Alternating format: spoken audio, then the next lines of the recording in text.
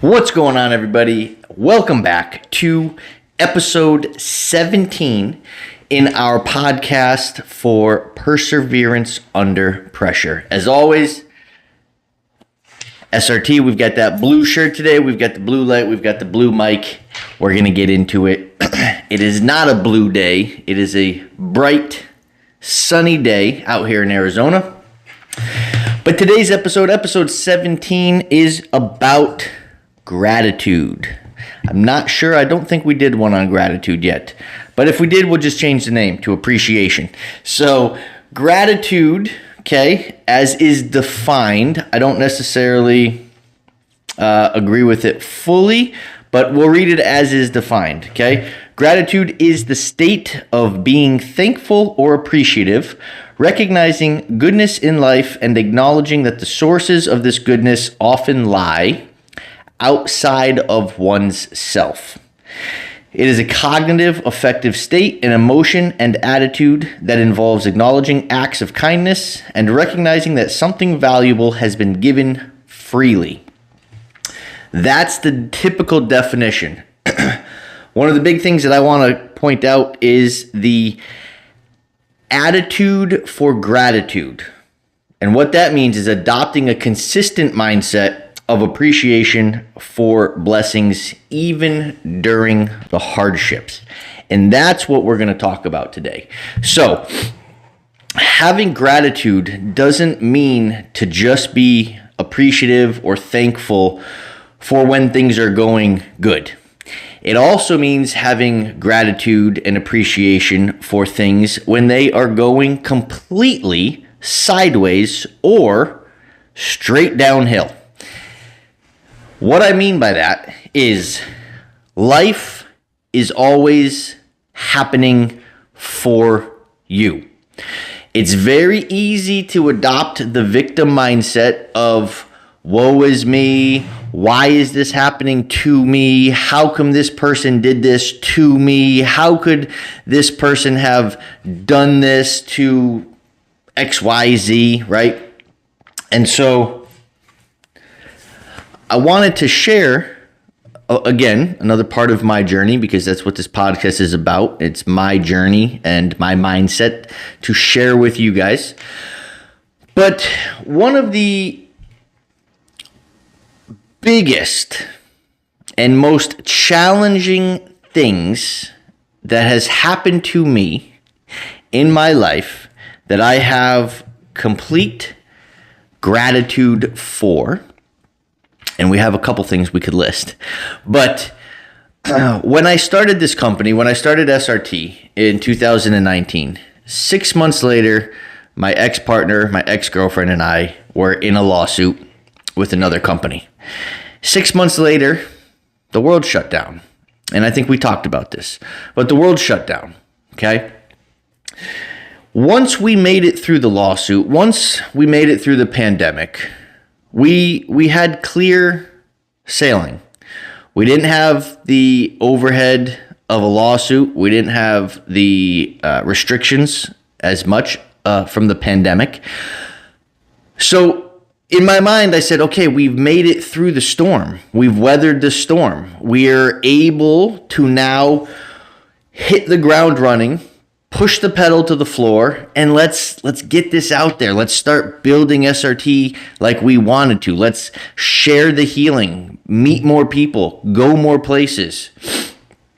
And in the process of me being in that mindset, I guess I was clearly missing a lot of other pieces.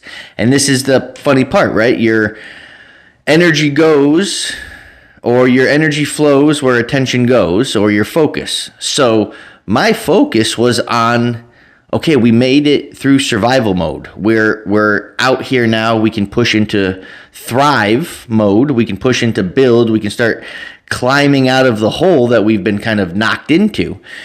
And in that process, I was not focused on, I guess, seeing the signs in my own relationship. But I also was not informed from my partner. She was not very communicative in a healthy manner. So I did not know what was going on in her perception. I did not know what was going on in her mindset, in her beliefs, in her inner struggles, because it just wasn't shared with me. And so when the time came, I ended up in Delaware, and I was teaching a class by myself. My girlfriend, decided she wasn't able to teach it. She was having panic attacks. She wanted to see her clients, and she needed to do business. Totally understood. So I taught the class, and it was a wonderful class. It was a refreshing class. It was the first class that I had taught outside of the lawsuit. It was the first class that was full, pretty much. I think there was 12 people. And I was riding a high, and it felt great. Okay, everything is finally falling back into place, this and that. And then she called me that night, and I was flying home the next day. And she basically said, I'm breaking up with you, and I moved out. So in the course of the 5 days that I was gone, my life went from, we finally made it out of a lawsuit, we're back up and running, we're able to do this, I'm happy, we have a house, we have our, had one cat, because my cat had suddenly died. We had her cat, I had my home gym, I had my clients, teaching class, we're growing, we're back on track. And then my entire life again was derailed. And the challenge was, this has happened to me one or two other times at major points in my life. And this was now 35 or 36. I was 35 or 36 at the time. And I sat with it. I couldn't even process it right off the bat. It didn't register. It was, this is a joke, you're kidding me, haha type of thing. And nope, it was dead serious. But I sat with it. And because I had been here before, because I had been broken up with before, because I have had my life swept out from under me before and derailed pretty extensively, I wasn't a stranger to it, which allowed me to observe it versus attaching to it like I had in the past.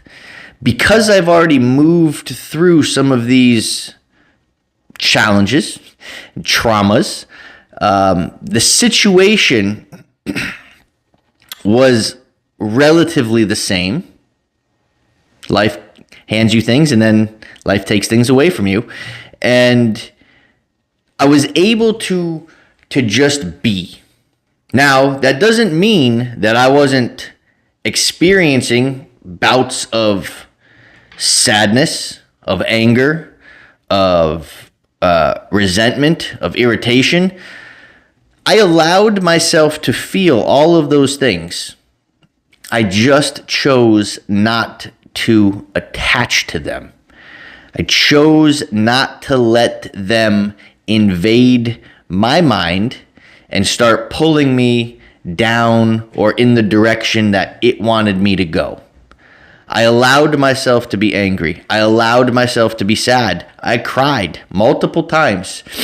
But through that, through the surrender, through the relinquishing, through the acknowledgement and the observation of all of these emotions and these feelings, it allowed me to simply sit back and see the different paths. I didn't need to blindly run down one path. And I also didn't need to sit and tuck my head in between my legs and sit in the fetal position and just stop living and stop life. So I saw a couple different options. One, I could stay in Arizona. I could stay in the house that we had. We still had 6 months on our lease, which I think she thought I was going to do. So I had that option for 6 months at least. And then I'd have to figure out, do I want to renew the lease, which on my income alone probably wouldn't have been able to do. But I could transition. I could take a sideways move. I could move to an apartment. I could move to a complex. But in the process, I have to clear everything out of the gym. I had built our garage into a training gym so I could train people when I first moved out here. And there's a lot of other obstacles. Another choice was I could go back up to Massachusetts or Connecticut. I could go stay with my family. Now, I still had attorney fees that I had to pay. We had to figure out separating the business. We had to get her off the business. We had to figure out separating the finances. We had to figure out separating the attorney fees, of which we were both going to be responsible for. And so I think mine was about $76,000 at the time of the breakup. So I had a lot of stuff going through my head. And the best choice, I sat back and I said, I have nothing. I have no girlfriend anymore. I have no business partner anymore. I have no cat to take care of. I have no home because I'm going to let this lapse. We're gonna break our lease because I can't afford to pay for it, and I'm not paying for her half of it. So in that realization, I have nothing, which also means there's nothing tying me down. When I have let go of everything else and these other parts of my journey that I've tried to hold on to, because there's points in time where you don't want to let go. You don't want life to change.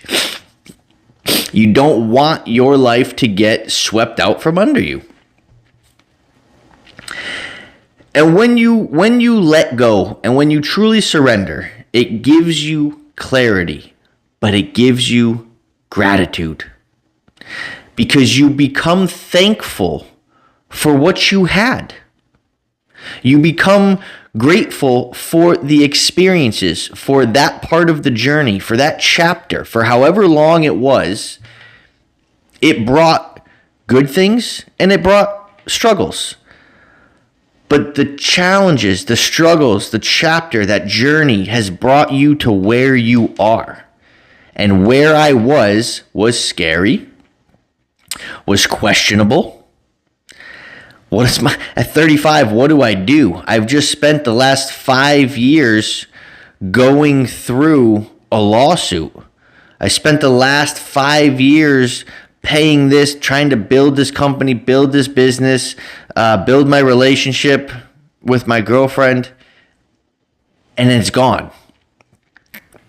And so it's very easy to feel like you're getting buried. It's very easy to feel like you're failing. It's very easy to feel like, what the fuck? Why do I keep getting hit with these challenges, these obstacles? What is going on? I'm just tired. And I was tired, but I was grateful. I had gratitude because through this horrible thing that most people would think is horrible, through this extremely difficult, challenging breakup, separation, life upending type of scenario, I had practiced what I learned over the course of the journey. I had practiced empathy and compassion for her because clearly there was pain. Clearly there was hurt and unresolved issues with me, with her past, with other people, with relationships, a lot of other pieces that came into play. So I understood that, while she was hurting, she wanted me to hurt too, to an extent, I'm sure.